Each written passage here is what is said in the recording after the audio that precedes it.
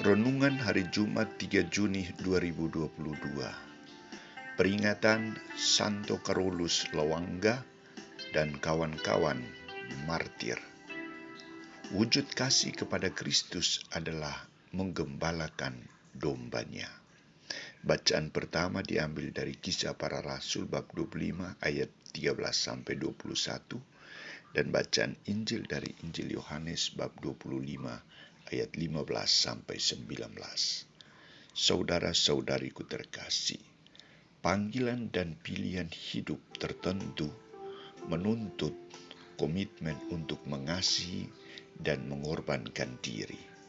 Apa yang harus saya berikan kepada Tuhan, kepada orang lain yang saya pilih dan jadikan sebagai teman hidup, kepada komunitas, kepada umat sebagai wujud cinta dan perhatian saya, sebagai balasan atas perhatian dan kasih Tuhan, kasih sesama kepada saya.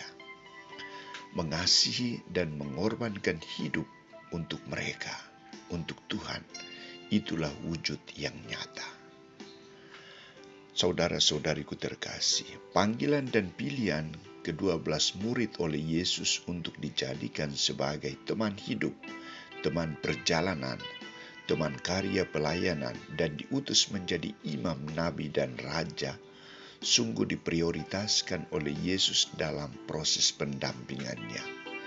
Ia mengajar mereka, ia memperhatikan mereka, ia menunjukkan bagaimana cara melayani dengan baik dan bijaksana.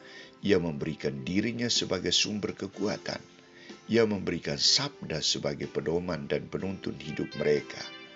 Ia mengutus mereka untuk mewartakan sabdanya.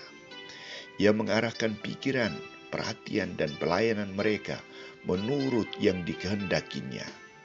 Ia mengajak mereka agar jatuh cinta kepadanya dan karya pelayanannya.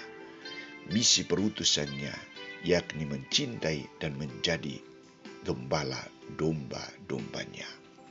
Maka dasar pertanyaan Yesus kepada Petrus adalah, Simon anak Yohanes, apakah engkau mengasihi aku lebih daripada mereka ini? Yesus menuntut Petrus agar mencintai dengan sungguh. Mencintai dengan sungguh artinya meninggalkan segala-galanya dan memusatkan perhatian dan kasih kepada Yesus.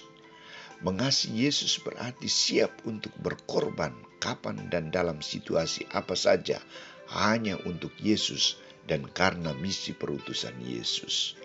Yesus menuntut Petrus agar mencintai dia lebih dari manusia yang lain. Bagaimana tanggapan Petrus atas pernyataan dan tuntutan Yesus? Petrus menjawab, "Benar Tuhan, engkau tahu bahwa aku mengasihi engkau." Sebagai pribadi yang terpanggil dan dengan keterbatasan tertentu, Petrus mengungkapkan ketulusan hatinya untuk membenarkan jawaban Yesus bahwa ia sungguh mencintainya. Petrus tidak membohongi dirinya karena benar bahwa dia telah meninggalkan pekerjaannya sebagai nelayan, meninggalkan keluarganya, kampung halamannya hanya karena mengikuti panggilan Yesus. Maka jawaban Petrus adalah, "Benar Tuhan, engkau tahu bahwa aku mengasihi engkau." Saudara-saudariku terkasih, sikap kerendahan hati dan kejujuran serta kesanggupan Petrus untuk menjadikan Yesus dan misi perutusan Yesus sebagai yang utama dan pertama dalam hidupnya, atau dalam bahasa sabda Tuhan hari ini, ia mencintai Yesus melebihi yang lain, menjadi alasan bagi Yesus untuk dijadikan Petrus sebagai gembala domba-dombanya. Gembalakanlah domba-dombaku. Petrus diberi mandat baru dari Yesus untuk mengambil alih tugas Yesus menjadi gembala domba-dombanya.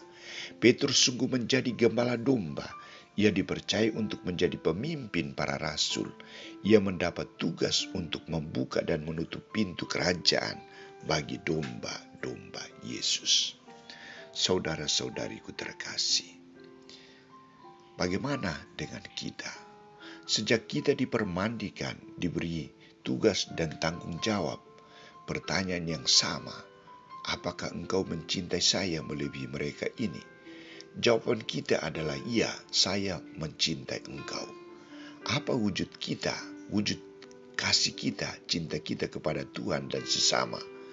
Wujud kasih kita kepada Tuhan adalah berkomunikasi dengan Dia, mentaati perintah-perintahnya, rajin membaca kitab suci, taat pada tugas tanggung jawab yang dipercayakannya kepada kita, baik dalam gereja, masyarakat, maupun di tengah keluarga.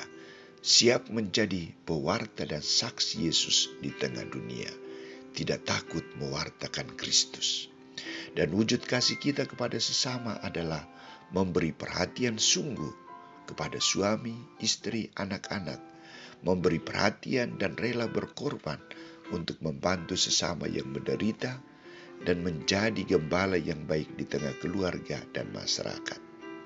Yakinlah, Roh Kudus yang akan memampukan kita untuk melaksanakan semua misi perutusan Yesus. Santo Carolus Lwanga, doakanlah